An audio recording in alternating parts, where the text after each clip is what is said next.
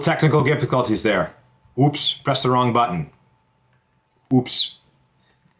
Alone and unafraid, we're doing this. Yeah, can never say enough thanks, Rod. I know I shower you with thanks when we chat on the phone or we text, but always appreciate you, man. Coming on the show means a lot. And for those that will be going to Nashville and have never met Rod or are watching this and want to know more about, I'm telling you, the guy's greatness. He's awesome. I highly recommend you reach out.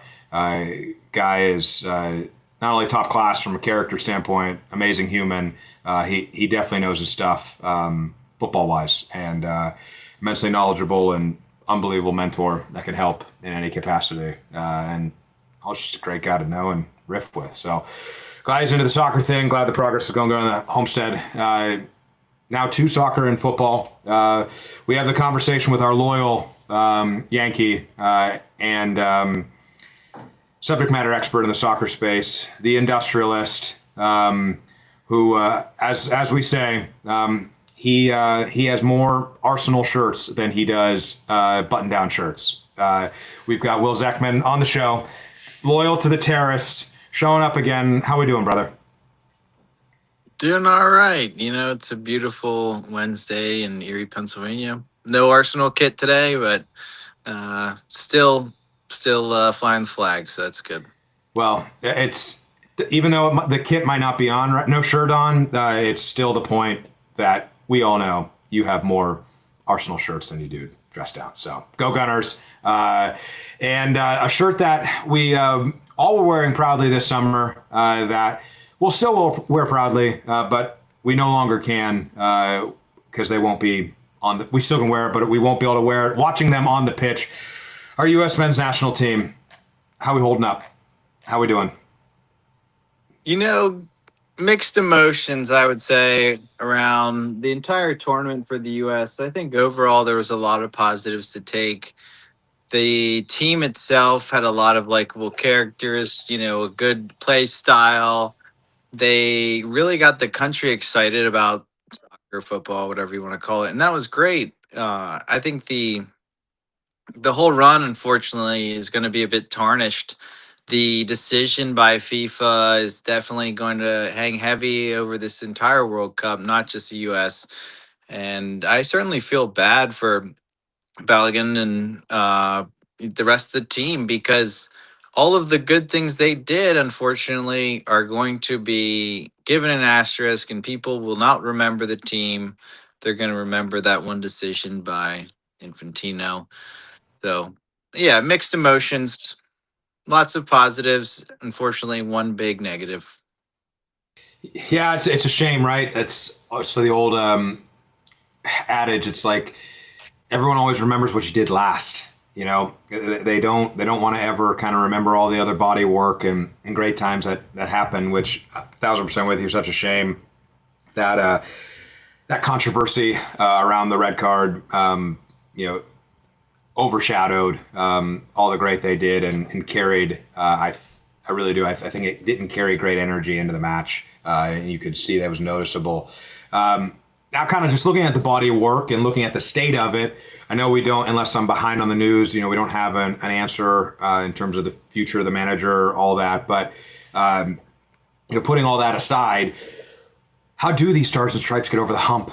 Right? I have not listened to any pundit takes. I haven't listened to literally none of them. I'm listening to none of the Americans, Donovan, Dempsey, Alexi, not because I wanted to hear your take, because you're someone I trust and all our viewers should trust and take as merit and gold. Like, how do these guys not just get to a quarterfinal because the format's different? Like, how do they get to the Final Four? How do they get over the hump and start playing with the big boys? Like my cousin threw something. This will be my last bit of a rant. I'm trying to get more clear and concise. Is we got nations like Norway of 5.5 million people. We have 330 plus million people in this country, and we dominate in everything else. How do we get over the hump and build that soccer football culture to start playing with the big boys of the sport? I don't think there's one silver bullet. There's a lot of aspects that can be improved and can be taken into account for not only this next World Cup cycle, but moving forward. I think Pochettino did, you know, I thought he did a good job for his first international tournament, other than the Gold Cup, of course. However, this is a much bigger stakes. And the way he set up the team, yes, I think he missed a few opportunities for in-game changes against Belgium. Didn't switch to the four at the back early enough. However, he did, stand up job overall. The other aspect is he didn't have any game changers to bring on. You look at his subs, it was Max Arfston and Sebastian Berhalter, and these guys are they're good players. They're not great players, and they're not gonna get you one or two goals right when you need it at the end. You're not gonna be super excited seeing these guys on and thinking, hey, they're gonna make the difference. The other part of it was some of our bigger players didn't really show up. Brendan Aronson, Timothy Weah, going back to subs that can make a difference. They didn't really have an impact the entire tournament. And even Ricardo Pepi didn't do much. Christian Pulisic, kind of in the same boat. These guys struggled throughout the entire tournament. And there is a silver lining, which is that the team around them stepped up, came together, had a unified vision, and played well. The big game at the end, yes, I think did home field advantage really help? I'm not sure that it did. There was so much hype around it, so much of, Belgium was technically the underdog in the bookmakers' eyes because of how many people were taking the US and kind of homeboying a little bit. And I think if they're playing, overseas next cycle, maybe that'll help them in these moments. Yeah, I like that because I think my understanding and observation of our country on a global stage when it's country, so it's Olympics, World Cup, we do best when we're the underdog. Like when you tell us that we can't do something or that we're not gonna, or you talk smack on us, right, and try and come at us. Watch out! You wake up a sleeping giant. You see that American spirit. But yeah, to your point, yeah, when you kind of put us up there on top of the world, does it really help? Really good take. I like that a lot too. That you're right. There's not a silver bullet. Like, I think that's something we as Americans, especially those that are starting to come new to the sport, and I'll even raise my hand. I'm still a relative neophyte in falling in love with the game and beginning to really have a passion and appreciate it. It's not just one answer. I heard a great take from the guy I love. That's an inspiration for what I'm doing and who I like to watch. Cowherd made a great point of, like, we don't even have breweries that are as old as like Manchester United and clubs in Europe. Like this sport is something that's entrenched in the culture of these nations that still for us is relatively new. And if this excitement is something that's going to stick and be real, which I hope it is, let's ride the momentum and build on it. And you keep building generations of greatness playing on the global stage and the world's favorite sport. So The other interesting part of this is the U.S.'s probably two best players this World Cup have been Balogun and Malik Tillman. Neither of those guys came through and played youth soccer in America.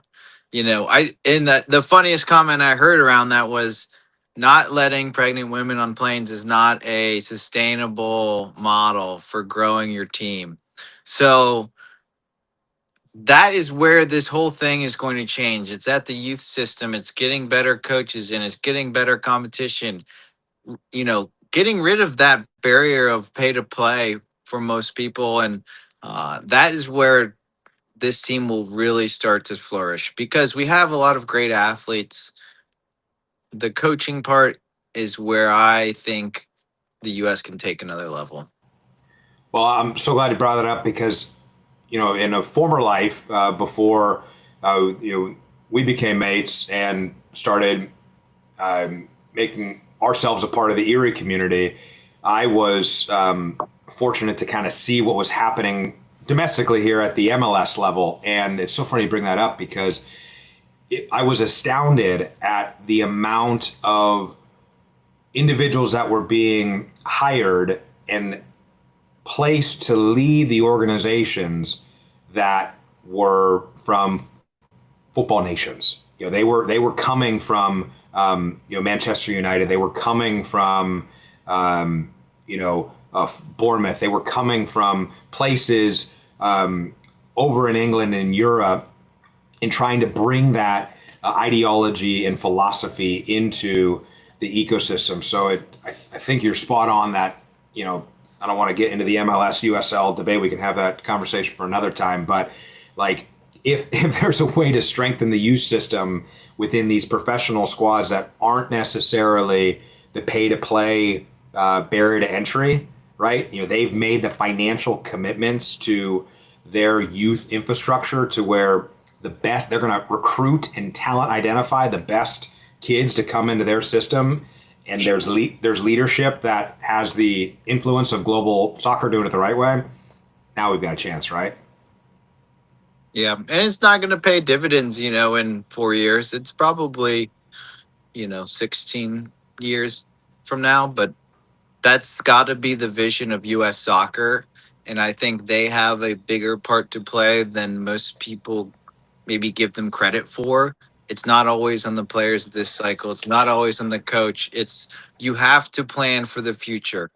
I mean, Japan said they have a 100-year plan that they are midway through. It's very awesome. It's a little bit extreme. But yeah, you have to think that way if you want to be the best.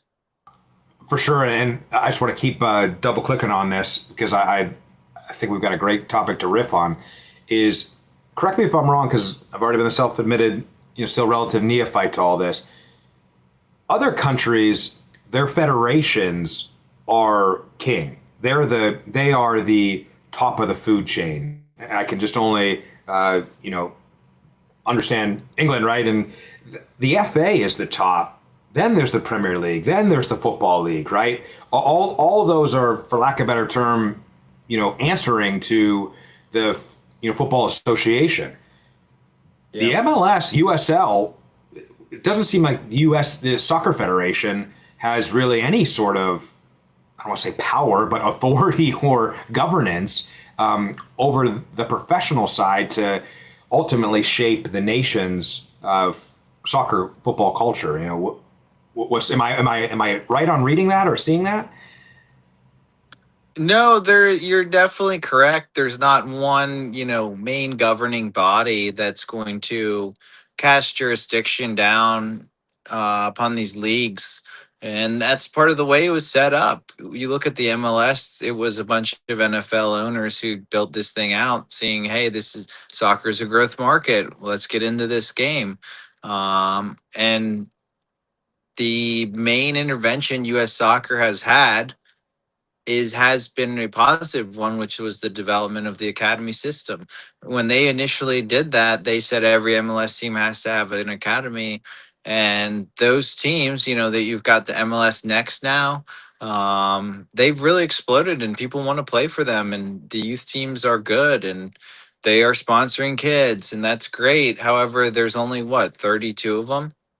So there's probably not enough. And if someone would step in and say, hey, every USL team has to have an academy too, and, we can develop a league system, that likely would be a better format in my mind, with a regionality to it. So you're not having kids from New York State traveling to California or Arizona. Maybe it's a Northeast versus, and that's their region and they play each other. And then you've got kind of like a Champions League thing, and have a tournament at the end of the season where the best teams play each other. That would be really cool. And, a lot of people would be into that, kids, especially their families, and even like colleges. You think about how are they going to scout people more efficiently, and what are they going to get out of it? That's something right there. Or they go straight to the pros. And U.S. Soccer stepping in, they've got some big deals. I mean, you look at some of these, like the Volkswagen deal they had forever, which was incredible for money wise. Like, can they use some of that money and, let that go down to help develop some of this and help to pay for the better coaches in areas? I don't know.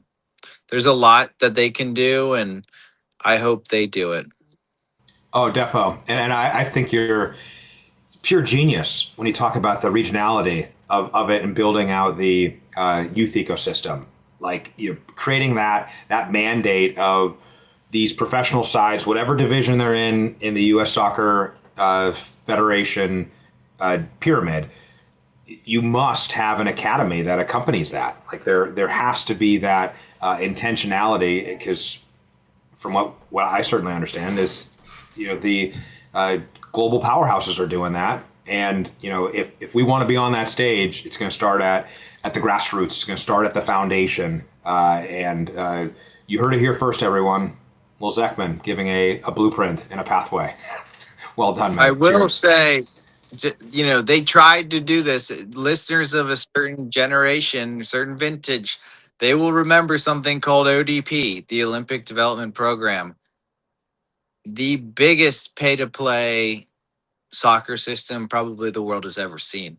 It was, so corrupt, so many politics, and it got ruined by that. And unfortunately, that really hurt that group coming through. It's unfortunate. So hopefully it wouldn't turn into something like that. There was an idea there, and it was not a bad idea. It's just that human beings got in the way. Yeah, and I think this will be its own case study of American culture, right? Like, it's one of the greatest ironic things I think out there, that we're a capitalistic society, right? That free markets, profit margin driven, competition driven. Yet our most popular sport, for lack of a better term, is socialist at its core. Revenue sharing across the board, salary cap, and the worst team gets the first pick every year. Yeah. They don't want people to have long-term success. Right. And yet we're going to, in the global scale of it, with the relegation promotion, its own element of meritocracy, sure, but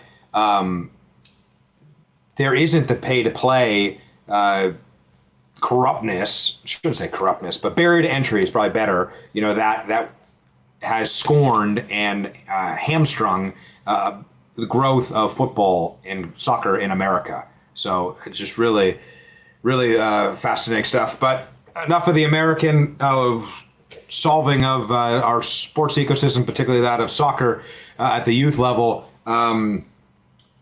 As you see the Union Jack mug that's now made it 3 weeks in a row. There seems to be something good to cheer about in Great Britain and England, particularly as Arthur Ferry doing well in Wimbledon, creating all kinds of buzz there, and off the grass courts of Wimbledon, the Three Lions with a great victory in Azteca.